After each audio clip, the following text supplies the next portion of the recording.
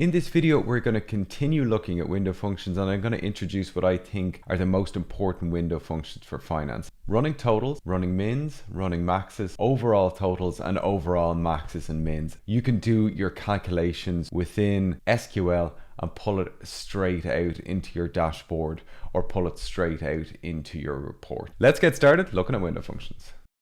For most window function use cases, you first want to group your data. This will take your transaction data down into your categorical data you're going to run the window functions on to run calculations by category. So with this, we're just taking store name, we're taking month, and we're taking sales in dollars out. And then we're going to start doing our window functions. So the first window function is running total. With this one, you want to do a running total over some dimension. So you want to use the sum and over functions in here. This will give you a running total up to a certain point in time. So this window functions, I'm taking a sum over, partitioning the data set by store name and ordering it by month. That order is super important because this designates how your running total is created. So if you order by month, it takes the total of the first month, and then on the second month, the first plus the second, second plus the third, and so on and so forth. We can expand this out into min and max. So the same kind of idea here, but we're utilizing min and max functions. So if I take the max over partition by store name, order by month, I'm taking the max at a certain point in time. So I can see a max at a certain point in time, and I can also see a min at a certain point in time. And if I want to get rid of this point in time calculation, I can just get rid of the order by here. So this will include a min and max of the entire data set. So it's really used as a retrospective calculation, like looking back at the years full of data for a category, what was my min and what is my max. And then we can expand those retrospective calculations out into sums and ranks as well. So if I want to include a full year total instead of a year to date total, I can do a sum and just take out the order by. So sum monthly revenue over partition by store name will give a full year total. And then I can use this in a calculation. So say I wanted to see how much each month contributed to the total. I can just use that within a calculation, just take the revenue for this month, divide it by that window function, and then I'll be able to get a contribution by month. And then in our last window function we're going to be looking at today is the rank window function. So I can get a rank of month by store name, and we're going to be looking at all these window functions over in BigQuery. So let's head over there now. The data set we're going to be looking at today is a very large sales data set. I think there's about 300 million rows, and within this data set we're looking to do all our calculations on the store name. So we're taking the store name and then we're going to do window functions on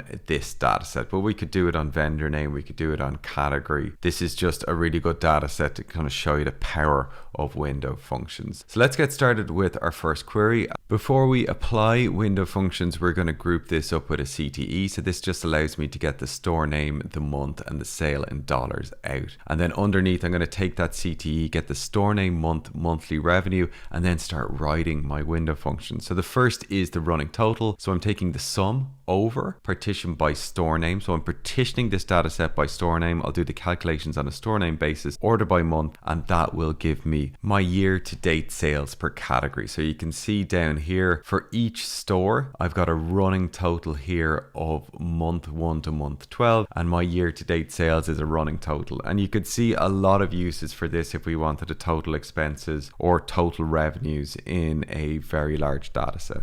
This video is brought to you by DataCamp. If you've been watching this channel for a while, you know that I'm a big fan of online learning. And DataCamp is my go-to platform for really mastering data skills. It's where I've sharpened a lot of my own SQL skills. They've got an SQL fundamentals track that takes you from writing your first query all the way to joins, subqueries, and window functions. All hands-on with the ability to write code directly in the browser. No setups, no installs, just straight SQL coding to sharpen your skill. What I love most about DataCamp is that you're literally coding in the browser window from day one. You're not just passively watching videos. That makes a huge difference when learning SQL as a beginner or intermediate. Once you're ready, you can demonstrate your skills by taking DataCamp's SQL Associate Certificate, which is recognized by employers. SQL is still the #1 requirement hiring managers look for in data roles. Having a recognized certificate makes a huge difference when applying for roles. I'll leave the link to DataCamp in the description. Now back to the video.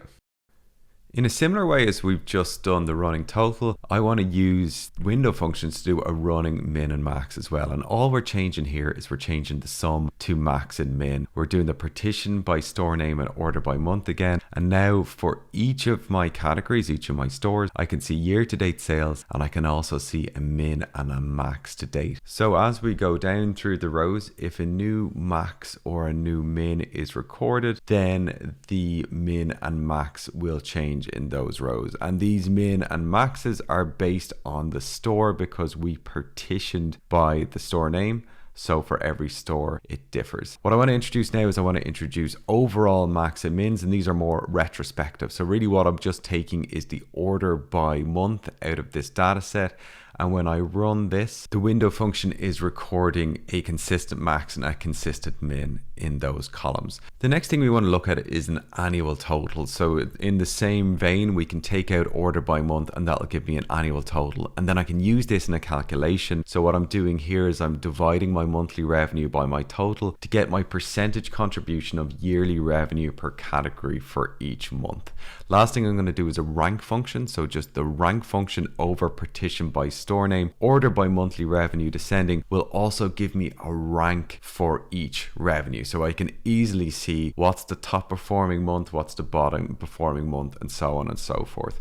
So when I run this, now I have my monthly revenue, my year-to-date sales, which is a running total, my full year sales, which is the 12th month of my year-to-date sales, a percentage contribution for each month of that overall sales. So you can see here what percentage each month contributed. These are all calculations that you would do in Excel or Sheets that we can now do directly in SQL. And then the last figure we have in here, which is tied to percentage contribution, is performance rank. So what performance rank is going to tell you is what was the most performant month per category. And you can see down here, I've got a couple of categories with only 2 months in them. I can see the performance of each month there. So that's the power of window functions, is that it does all these calculations for all your different categories, and you can quickly get to the analysis. I hope you found this video useful. Any questions, ask down below, and I'll see you very soon for another SQL tutorial.